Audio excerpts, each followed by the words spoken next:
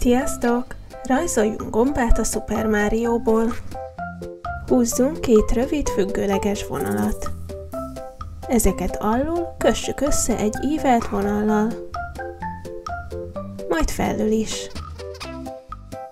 Ide kerüljenek a szemei. Rajzoljunk két oválist egymás mellé. Majd ezekbe egy kisebbet, és a nagyobbikat színezzük ki feketével. Most rajzoljuk meg a gomba kalapját. Így.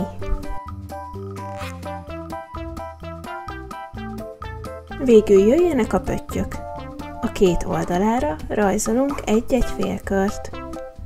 Középre pedig egy nagyobb kört.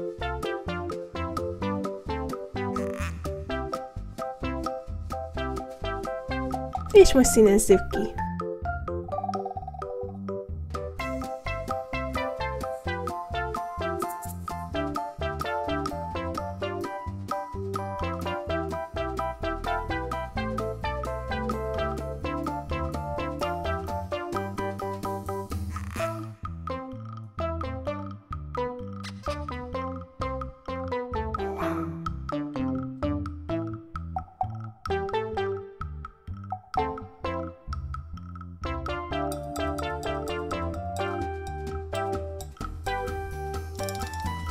Készen is vagyunk!